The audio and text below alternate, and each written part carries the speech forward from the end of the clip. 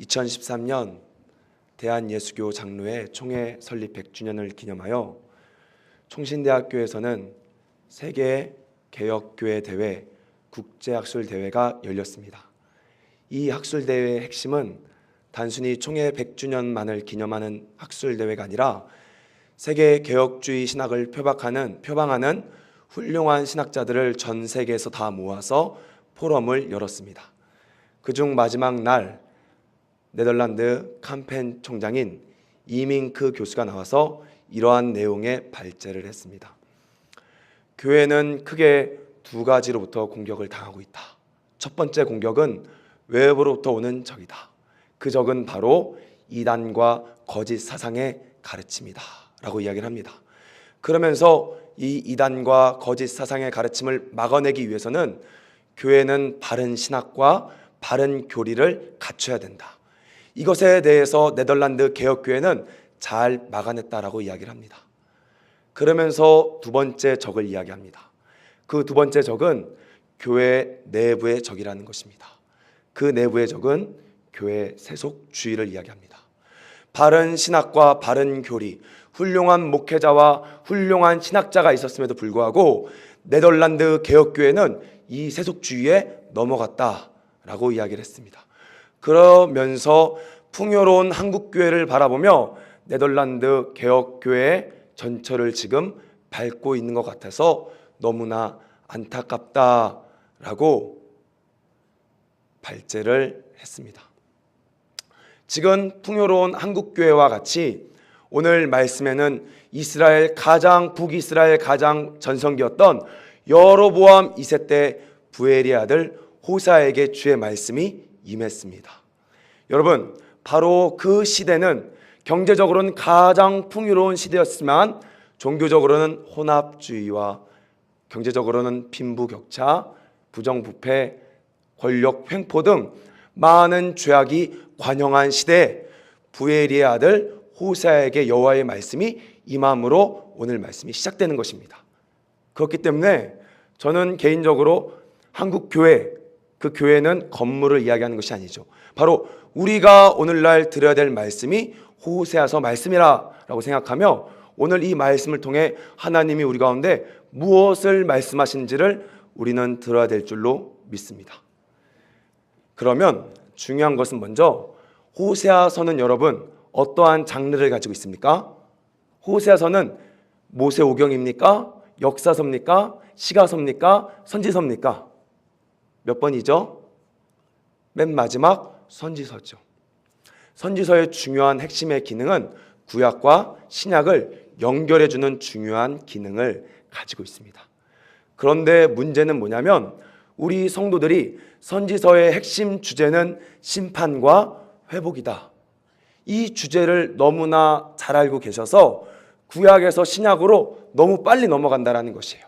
그렇기 때문에 선지서는 재미없는 말씀, 뻔한 말씀, 이렇게 우리는 오류에 빠질 수 있다는 것입니다. 그러나 선지서를 잘 보려고 하면 선지서를 통하여 하나님의 심판을 통하여 그럼에도 불구하고 여호와의 언약이 어떻게 성실히 이행되는지를 우리는 깨달아 알 때 그 선지서의 깊은 맛을 볼 수 있다는 것입니다. 그래서 여러분, 오늘 호세아서에 나타난 하나님의 사랑과 또한 심판 가운데 어떻게 주님께서 회복시키시는지를 깨달아 알아야 되는 것입니다. 호세아서는 크게 두 단락으로 구성되어 있습니다. 1장부터 3장까지는 서론을 이야기하며 해석학적인 중요한 틀을 가지고 있습니다. 그리고 나서 4장부터 14장까지는 심판과 예언의 묵시적인 예언들, 묵시가 아니죠. 심판과 예언의 말씀, 회복의 말씀들이 예언적으로 나타나고 있다는 것입니다. 오늘 말씀은 그러면 해석학적인 틀을 가지고 있는 1장의 내용입니다. 그래서 여러분이 오늘 1장의 말씀을 알게 되면 전체적인 호세아서의 주제를 알며 호세아서의 가르침을 우리는 알 수 있다는 것입니다. 그러면 2절 말씀부터 오늘 본문을 들어가 보도록 하겠습니다. 말씀 2절입니다. 한 목소리로 읽겠습니다. 시작. 여호와께서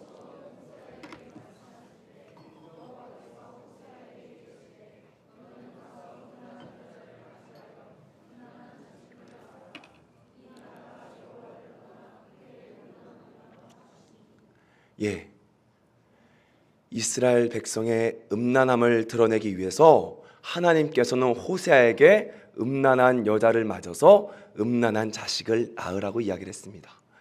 여러분, 중요한 것은 하나님은 선지자들에게 단순히 말씀만 주지 않습니다. 그 선지자의 삶 가운데 하나님의 말씀이 나타나길 소망합니다. 그렇기 때문에 하나님께서는 이사야에게는 조만간 포로로 끌려갈 것이다, 그렇게 말씀하시고 나서 이사야에게 벗은 몸과 벗은 발로 다니라고 주님은 이야기하셨습니다. 그리고 나서 예레미야에게는 이제 조만간 심판이 올 것이니까 너는 결혼하지 말라. 이 총각인 예레미야에게 결혼하지 말라라고 주님은 이야기해서 예레미야는 결혼하지 않았습니다. 그리고 나서 에스겔 선지자에게는 너의 죄악의 횟수가 얼마나 많은지 보여주기 위해서 너 왼쪽으로 390일, 오른쪽으로 40일을 누워 총 430일을 누워 있으라라고 주님 말씀하셨습니다. 무엇을 이야기합니까? 하나님께서는 우리 가운데 단순히 말씀만을 주시는 것이 아니라 우리를 통하여 하나님의 말씀이 이 땅에 보여지길 원하신다는 것입니다. 성경 말씀이 우리의 바이블이라고 하면 우리의 삶은 믿지 아니하는 사람들의 바이블이 되어야 되는 것이에요. 무슨 말인지 이해되십니까? 하나님 안 믿는 사람들은 우리 삶을 통해 그게 우리 삶이 성경책이 되어야 된다는 것이에요. 우리 삶의 모습을 통해 하나님의 말씀을 드러내줘야 된다는 것입니다. 그래서 하나님께서는 이 백성이 얼마나 음란한지, 또한 이 음란한 백성을 내가 얼마나 사랑하는지 보여주기 위해서 호세아에게 가서 음란한 여자를 맞아서 음란한 자식을 낳으라고 말씀하신 거예요. 그 여자를 맞이하기 위해서 바로 누구를 맞이했습니까? 디블라임의 딸 고멜을 맞아서 결혼을 했습니다. 그리고 나서 자식을 낳았습니다. 4절 말씀 우리 한번 읽어보도록 하겠습니다. 시작.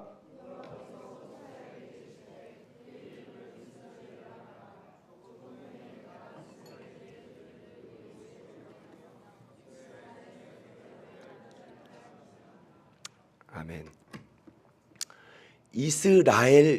북이스라엘 나라는 9왕조 19왕으로 역사가 되어 있습니다.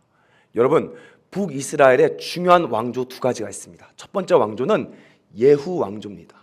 두 번째 왕조는 오므리 왕조예요. 여러분, 오므리 왕조, 오므리의 아들이 누굽니까? 바로 오므리 왕조에서 나타난 왕이 이스라엘 가장 악했던 아합 왕이죠. 이 아합 왕을 예후가 무너뜨렸습니다. 이 아합 가문을 예후가 무너뜨렸는데 그 무너뜨린 장소가 이스르엘이라는 것이에요. 그 이스르엘에서 예후가 이 아합 가문을 무너뜨려 버렸습니다.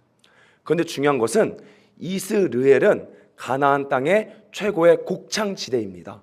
그래서 가나안 땅을 뭘로 표현하죠? 젖과 꿀이 흐르는 땅. 바로 이스르엘이 바로 그런 땅이라는 것이에요. 그런데 중요한 것은 그 이스르엘에 다볼산, 모레산, 길보아산 산들이 있으므로 군사적, 전략적 요충지가 될 수 있다는 것입니다. 그래서 이스르엘은 항상 전쟁이 많았습니다. 그 예후가 아합 가문을 이스르엘에서 무너뜨렸는데 이제는 하나님께서 그 예후 가문을 이스라엘 피를 갚아버리겠다, 즉 말하면 이스라엘을 멸망시키겠다라고 지금 주님은 예언하고 있다는 것입니다. 그런데 여기서 말하고 있는 이스라엘의 의미는 씨를 흩어버린다. 뭐라고요? 씨를, 중요합니다. 한번 다시 따라하겠습니다. 씨를 흩어버린다의 의미를 가지고 있는 이스라엘을 하겠다라고 주님은 이야기하고 있는 것입니다. 계속해서 주님은 심판을 이야기하고 있습니다. 5절 말씀 우리 또 한번 읽어보도록 하겠습니다. 시작. 그날에 내가 이스라엘 골짜기에서 이스라엘의 활을 꺾으리라 하시니라. 아멘. 여러분, 용사가 싸우다가 넘어지면요, 이 사무엘상에 보면 한나는 이렇게 노래했습니다. 바로 이스라엘 용사의 활이 꺾였다. 활의 의미는 무엇입니까? 힘을 상징하는 것이에요. 그래서 하나님은 한 번 더 이야기합니다. 이스라엘의 힘이 이제 꺾였다라고. 이스라엘 나라, 그 번성하던 그 북이스라엘이 이제는 힘을 잃어서 멸망당할 것이라고 주님은 지금 계속해서 심판하고 계시는 거예요. 그리고 나서 바로 고멜이 딸을 낳죠. 그 딸의 이름이 무엇입니까? 오늘 본문에 보니까 딸의 이름이 무엇이라고 이야기하고 있습니까? 여러분, 루하마. 바로 로는 부정접두어예요. 아니다라는 뜻입니다. 그리고 나서 라함이란 얘기는 긍휼히 여기다라는 말인데, 이 긍휼히 여기다는 말이 자궁과 같은 말입니다. 그래서 하나님이 내가 너희를 긍휼히 여긴다라고 말할 때 그 긍휼이 바로 여러분 엄마들의 자궁이에요.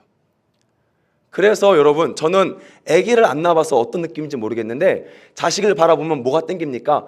핏줄이 땡기듯이 여러분 자궁에서 나왔던 그 아픔들을 바라보는 그 눈빛, 그게 하나님이 긍휼히 여긴다라는 것이에요. 여자분들 맞습니까? 여러분 자식들 보면 어때요? 그 막 땡기죠? 여러분 어떻습니까? 그 자궁에서 나온 그 기분. 저는 그것을 알 수 없습니다. 바로 긍휼히 여기다라는 단어가 바로 라함인데, 이 라함의 수동태 부활형인 루하마, 이게 라함이 수동태로 바뀌면 루하마가 되는 거예요. 그래서 루하마, 내가 너를 긍휼히 여기지 않겠다라고 자식의 이름을 통해 하나님의 심판을 계속해서 이야기하고 있는 것입니다. 그런데 좀 재밌는 말씀이 또 나오고 있습니다. 7절 말씀 우리 한번 읽어보도록 하겠습니다. 시작.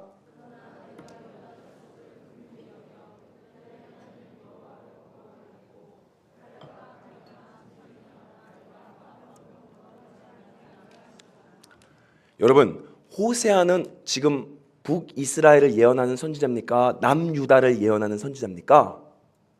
뭐죠? 북이스라엘을 예언하는 선지자죠. 근데 갑자기 남유다 예언이 나오고 있습니다. 남유다는 내가 멸망시키지 않겠다라고 그렇게 말하고 있는 것이에요. 근데 여러분 역사를 보면 남유다 멸망했습니까? 안 했습니까? 했습니다. 어느 나라에게 멸망했죠? 바로 586년에 바벨론에게 멸망을 당했죠. 그러면 이 본문의 말씀이 틀린 겁니까? 아니죠. 여러분 이사야랑 열왕기 하에 보면 바로 아수르 군대가 예루살렘을 에워쌉니다. 이때 하나님께서는 히스기야의 기도를 통해서 바로 18만 5천 천사를 보내서 18만 5천을 무너뜨린 사건이 나옵니다. 지금 그 사건을 이야기하고 있는 것입니다. 그래서 유다의 예언도 여기에 포함되어 있다는 것이에요. 그리고 나서 재밌는 것은 이제 고멜이 또 자식을 낳습니다. 그 자식의 이름이 무엇입니까? 암미는 백성이 아니다 라고 이제 주님은 완벽하게 북이스라엘 향해서 심판을 내려버린 것이에요. 왜? 그들이 음란하기 때문에. 그리고 나서 선지서는 바로 회복의 말씀으로 넘어가고 있습니다. 그 말씀이 10절과 11절 말씀입니다. 우리 한번 읽어보도록 하겠습니다. 시작. 그러나 이스라엘 자손의 수가 바다의 모래같이 되어서 헤아릴 수도 없고 셀 수도 없을 것이며 전에 그들에게 이르기를 너희는 내 백성이 아니라 한 그곳에서 그들에게 이르기를 너희는 살아계신 하나님의 아들들이라 할 것이라. 11절. 이에 유다 자손과 이스라엘 자손이 함께 모여 한 우두머리를 세우고 그 땅에서부터 올라오리니 이스르엘의 날이 클 것이미로다. 아멘. 여러분 여기서 이제 놀라운 하나님의 회복이 나타나고 있는 것입니다. 자 보십시오. 이제 하나님께서는 혈통적인 이스라엘을 심판해 버렸습니다. 그리고 나서 갑자기 바다 모래같이 셀 수 없는 주님의 자녀들, 너는 내 백성이 아니다 라고 했던 그들을 세워서 하나님의 자녀로 세우겠대요. 그리고 나서 그들이 한 우두머리, 옛날 성경에서는 개역 한글은 두목 이렇게 나와 있어요. 한 두목을 세워서 이제 올라올 것인데 그 날이 이스르엘의 날이다. 뭔 말이에요 이게? 무슨 말인지 잘 모르겠죠. 성경은 참 너무 신기한 것 같습니다. 분명히 한글인데 이해가 안 돼요. 외국어도 아니에요. 한글인데 이해가 안 돼요. 이스르엘의 날이 클 것이다 이렇게 이야기하고 있는데요, 여기서 말하는 이스르엘의 의미는 씨가 심겨진다 라는 뜻을 가지고 있어요. 자, 보십시오, 여러분. 혈통적 이스라엘이 범죄함으로써 하나님께서는 그들을 심판했죠. 어떻게? 이스르엘, 바로 씨를 흩어버렸죠. 근데 너무나 놀라운 사실은 그 흩어진 씨가 이제 심겨져서 새 백성이 나타난 거예요. 그 새 백성이 누굽니까? 누구예요? 혈통적 이스라엘이 아닌 누구죠? 바로 우리 영적인 이스라엘. 그게 심겨졌다라는 거예요. 이게 하나님의 놀라운 지혜라는 것이에요. 지금 이스라엘 백성을 씨를 흩었는데 그 씨가 다시 뿌려져서 새 백성이 나왔는데 그게 바로 우리라. 이것을 사도 바울이 로마서 9장, 10장, 11장에 깨달은 말씀이라는 것입니다. 이것이 하나님의 지혜라는 것이에요. 하나님의 지혜 이스르엘이라는 것입니다. 그 이스르엘의 의미는 바로 같은 한 단어가 부정적인 의미에서 긍정적인 의미로 바꿔지는 것. 여러분, 호세아서의 중요한 문학적 장치는 이미지와 단어, 같은 이미지와 단어가 부정적이었다가 한순간에 긍정적으로 바꿔버려요. 이게 되게 중요한 원리입니다. 여러분, 호세아서 5장 14절에 보면요, 하나님께서 이스라엘 백성을 심판하십니다. 그때 여호와의 모습이 동물로 나타납니다. 무슨 동물일 것 같아요? 심판하는 모습은 어떤 동물일 것 같습니까, 여러분? 바로 사자. 사자처럼 내가 에브라임을 심판하겠다, 이렇게 이야기하고 있습니다. 근데 너무나 재밌는 것은 호세아서 11장 10절입니다. 우리 한번 찾아볼까요? 호세아서 11장 10절.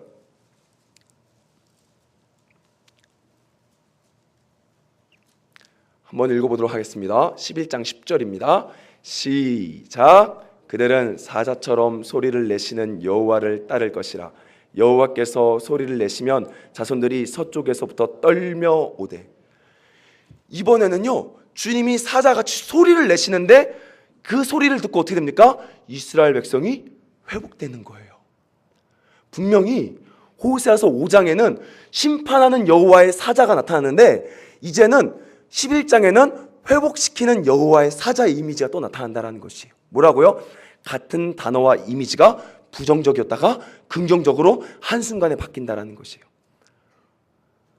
더 재밌는 것은 11장 11절입니다. 우리 한번 읽어볼까요? 시작.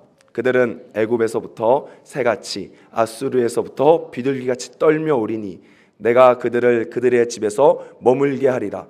나 여호와의 말이. 여러분 보십시오.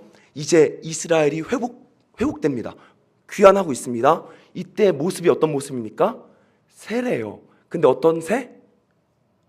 어떤 새입니까, 여러분? 비둘기죠. 이 비둘기가 어떻게 옵니까? 자세가 떨면서 온다라 그러죠. 호세아서 7장 11절에 가면요, 하나님이 이스라엘을 심판할 때 어리석은 비둘기다, 이렇게 말씀하세요. 7장 11절에 어리석은 비둘기다. 근데 이제는 11장 11절에는 여호와를 경외해서 떨며 오는 비둘기라고 이야기하는 거예요. 지금 호세아는 계속해서 그런 얘기를 하는 것입니다. 보십시오. 이스르엘이라는 한 단어가 긍정적인 의미였다가 부정적인 의미였다가 긍정적인 의미로 바뀌죠. 그리고 나서 심판하는 여호와의 사자가 이제는 회복시키는 여호와의 사자로 바뀌고 있습니다. 이제는 어리석은 비둘기였다가 이제는 여호와를 경외하며 떨며 오는 비둘기로 지금 장면이 계속 전환되고 있다는 것이에요. 무엇을 말하고 있습니까? 대상은 바뀌지 않았는데 한순간에 부정적인 의미였다가 긍정적인 의미로 넘어가는 거예요. 지금 주님은 전적인 은혜를 말하고 있는 거예요. 그 사람이 노력해서 변화된 것이 아니라 하나님의 은혜로 한순간에 한 대상이 부정적인 의미에서 긍정적인 의미로 지금 넘어가고 있다는 것입니다. 여러분, 호세아서는요, 지금 하나님의 은혜를 잊어버린 것을 간음이라고 말하고 있는 거예요. 하나님의 은혜를 잊어버린 한국교회는 간음하고 있는 것인데 그게 바로 세속주의라는 거예요. 무슨 말인지 이해되십니까? 지금 호세아서는 너가 나를 떠났다, 이 간음이 음란한 종교만을 섬긴 것이 아니라 하나님의 은혜를 잊어버린 것을 지금 간음했다. 그 간음을 다른 말로 이야기하면 세속주의의 빠졌다라고 이야기하고 있는 것입니다. 자, 보십시오. 자기가 열심히 일해서 돈을 벌었습니다. 그 돈으로 좋은 집을 사고 좋은 자동차를 사고, 그거 죄예요, 아니에요? 우리 한번 대답해 보세요. 죄예요, 아니에요? 아니잖아요. 맞죠? 그리고 나서 보세요. 자기가 열심히 일해서 좋은 권력을 가졌습니다. 그 권력을 사용하는 것 죄입니까? 아닙니까? 아니죠. 근데 반대로 생각해 보겠습니다. 하나님의 은혜로 재정이 생겼습니다. 그런데 내 이웃은 지금 굶어 기진하고 있는데, 내 이웃은 지금 가난히 굶어서 기진하고 있는데 자신은 좋은 차를 타며 좋은 집에 살고 있어요.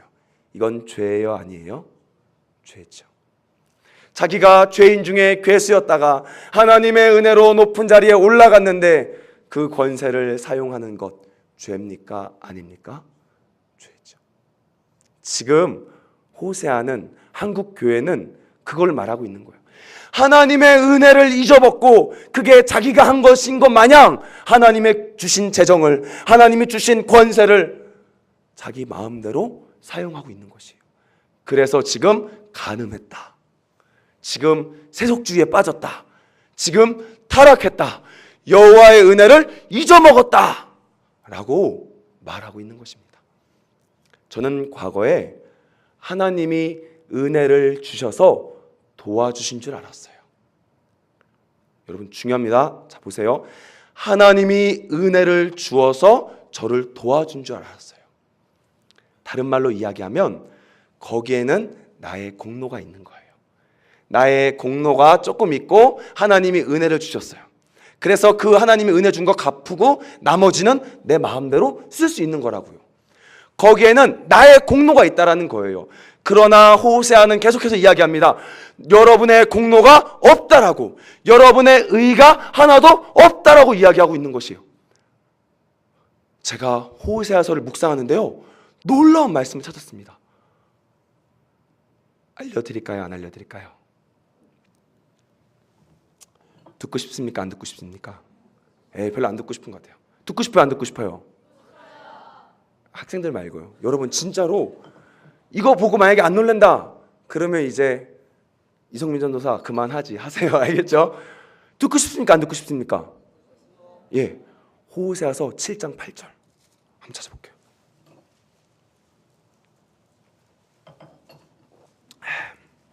자, 호세아서 7장 8절입니다. 우리 한 목소리로 읽어보겠습니다. 시작. 에브라임이 여러 민족 가운데 혼합되니 그는 곧 뒤집지 않는 전병이로다. 자, 이스라엘의 종교적 위선을 가지고 하나님은 이렇게 표현합니다. 뒤집지 않은 뭐라고요? 부침개. 부침개라는 거예요. 이 뒤집다라는 단어가 히브리어 하파크입니다. 하파크. 자, 보세요. 여러분, 부침개 안 뒤집으면 어떻게 되죠? 타죠. 그럼 여기는 어떻게 되죠? 이쪽은 밀가루 반죽돼 있죠. 바로 이 종교적 위선이에요. 겉과 속이 다른 거예요. 그걸 가지고 주님은 이 뒤집지 않는 부침개들아 이렇게 얘기하는 거예요. 조만간 여러분 제가 이렇게 설교했으니까 설날에 부침개 뒤집을 때마다 이 뒤집지 않는 부침개 생각하면서 뒤집으세요. 알겠죠? 하나님 안 믿는 친척들 있으면 이 뒤집지 않는 부침개들아 하면서 부침개 하세요. 그런데 놀라운 것은 저는 과거에 하나님이 은혜를 주셔서 이 부침개를 뒤집는 걸 뭐라 그러죠? 이 뒤집는 요 뭐라 그러죠? 뒤지개? 뒤집개, 그렇죠? 하나님이 은혜를 주셔서 우리를 이 뒤집개로 뒤집어줘서 우리를 익은 부침개로 만들어준 줄 알았어요. 제가 아까 뭐라 그랬죠? 하나님이 우리에게 도움을 줘서 은혜를 준 게 아니라고. 거긴 나의 공로가 있다라 그랬잖아요. 우리의 공로가 아무것도 없다라고 호세아는 계속 이야기하고 있다니까요. 호세아서 11장 8절.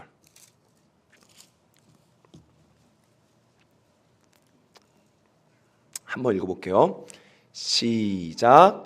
에브라임이여 내가 어찌 너를 놓겠느냐, 이스라엘이여 내가 어찌 너를 버리겠느냐, 내가 어찌 너를 아드마같이 놓겠느냐, 어찌 너를 스보임같이 두겠느냐, 내 마음이 내 속에서 돌이켜 나의 긍휼이 온전히 불붙는 듯 하도다. 자, 여러분 보세요. 여기서 주님이 돌이키다라는 단어가 뭘까요? 이제 알겠죠? 제 설교 스타일 알잖아요. 돌이키는 단어가 뭘까요? 아까 말했던 뒤집지 않는 하파크라는 거예요. 보세요. 부침개입니다. 이게 뒤에 불이에요. 저는 하나님이 은혜 주셔서 우리를 뒤집어 준 줄 알았어요. 근데 하나님의 마음의 불이 자기가 뒤집어진 거예요. 위로. 그래서 이게 익은 거예요. 루터파 신학자 오시안더는 의의 주입으로 이야기합니다. 우리 가운데 하나님이 뭔가 은혜를 주셔서 의가 들어갔다라고. 그러나 이것은 정확하게 법정 칭의예요.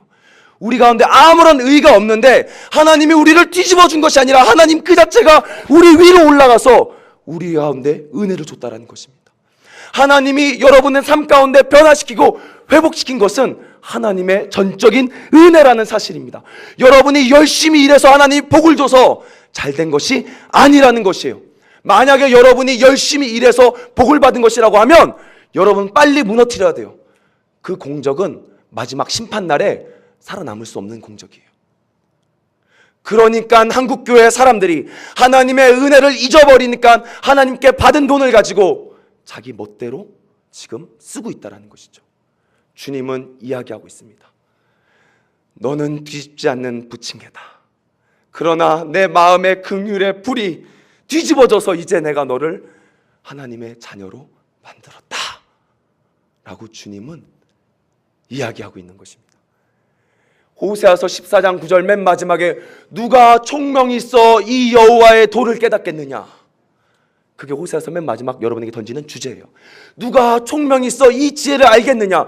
한 길에는 의인과 악인이 있는데 그 길에 의인은 걸어다니고 악인은 걸려 넘어진다라고. 한 단어에 부정적인 것과 긍정적인 것이 있는데 죄인에서 의인으로 넘어간 것은 여러분의 공적이 있는 것이 아니라 여러분의 공로가 있는 것이 아니라 하나님의 은혜라는 사실입니다. 네덜란드 캄펜 총장 이밍크 교수는 이 세속화를 향해서 대안책으로 이렇게 이야기했습니다. 이제 한국 교회는 이 세속화를 이기기 위해서는 에피클레시스를 구해야 된다. 이 에피클레시스 바로 성령의 임재를 명시적으로 구하는 기도입니다. 여러분 개혁주의 예배는요 에피클레시스를 크게 2번 해야 돼요. 언제냐면 설교 전에 그리고 나서 성만찬 할 때 떡과 포도주를 나누기 전에 에피클레시스를 하는 거예요. 성령님 임하여 달라고. 놀랬습니다. 말씀 신학자인데 최고의 개혁주의 신학자인데 그 사람이 와서 수백만 원, 수천만 원, 수억을 투자해서 그때 만들었던 포럼의 결론이 성령의 임재를 구해야 된다. 이렇게 말한 거예요. 그러면 우리는 어떻게 해야 됩니까? 바로 호세아서 1장 11절 말씀처럼 이제 우리의 의가 아닌 우리의 두목 대신 예수 그리스도, 우리의 우두머리 대신 예수 그리스도를 앞세워 하나님의 은혜를 부어달라고 기도해야 되는 것이에요. 저는 확신합니다. 저는 여러분이 은혜 받길 소망합니다. 아멘. 그 은혜 받는 방법은 여러분이 아무것도 하지 않아야 돼요. 그래야 하나님의 은혜가 은혜되는 것이요. 저는 그래서 오늘 확신하는 게 나 지금 은혜 받을 자격도 없는데 나 주님 앞에 나오는데 맨날 빈손으로 나와 부끄러우신 분 계십니까? 주님께 뭔가 내가 섬겨드리고 싶은데 가진 것이 없어 부끄러우신 분 계십니까? 바로 이제 그들은 여러분의 노력이 아닌 두목 대신 우두머리 대신 예수 그리스도를 앞세워 은혜를 구하라는 거예요. 그러면 하나님은 그 사람들 가운데 은혜를 주시겠다는 것입니다. 주님이 맡길 데가 없대요. 하나님이 맡기고 싶을 데가 없대요. 왜냐하면 다 그거 자기 건 줄 알고 마음대로 쓰는 거예요. 한국 교회는 궁핍에 처할 줄은 알았는데 지금 풍부에 처할 줄을 모르고 있는 것입니다. 하나님은 확신합니다. 하나님은 여러분의 헌신과 수고를 받지 않습니다. 하나님은 여러분 소득의 11조를 받지 않습니다. 하나님은 여러분 가운데 주어진 하나님의 것을 받길 원하십니다. 무슨 말인지 이해되세요? 하나님은 여러분의 수고와 헌신을 원하지 않으세요. 하나님은 여러분의 11조를 원하지 않으세요. 하나님은 하나님이 여러분에게 맡겨주신 그것을 다시 달라 요청하신 것뿐이라는 것입니다. 이게 다윗이 고백한 고백. 역대상 29장 14절에 나와 내 백성이 무슨 힘이 있겠습니까? 바로 여호와께 받은 것을 다시 주께 드릴 뿐입니다. 저는 여러분이 하나님의 것으로 하나님을 섬기길 소망합니다. 하나님은 여러분의 것 안 받아요. 여러분의 것 별로 원하지 않아요. 이제 누가 하나님의 것을 섬기길 원하느냐? 누가 충성된 종이 돼서 그 주인의 가족들을 때를 따라 양식을 나눠줄 자가 누구 있냐? 누가 지혜가 있어 이 일을 하겠느냐? 주님 다시 오실 때 그 사람을 칭찬하십니다. 기도하겠습니다. 하나님 감사합니다. 이 시간에 우리의 것을 받지 않으시고 하나님의 것을 다시 찾으시는 주님, 이 시간 주님을 정말 섬기고 싶고 정말 주님 뜻대로 살고 싶은데 가진 것이 없고 드릴 것이 없어 늘 죄송한 마음뿐입니다. 이 시간 예수 그리스도를 앞세워 주님께 간구합니다. 하나님의 은혜를 부어주시옵소서. 이제 그 재정을 가지고 이 점촌 지역과 이 열방에 굶어 기진하는 자들을 때를 따라 양식을 나눠줄 수 있는 지혜로운 주의 자녀들 되게 하여 주시옵소서. 예수님의 이름으로 기도드립니다. 아멘.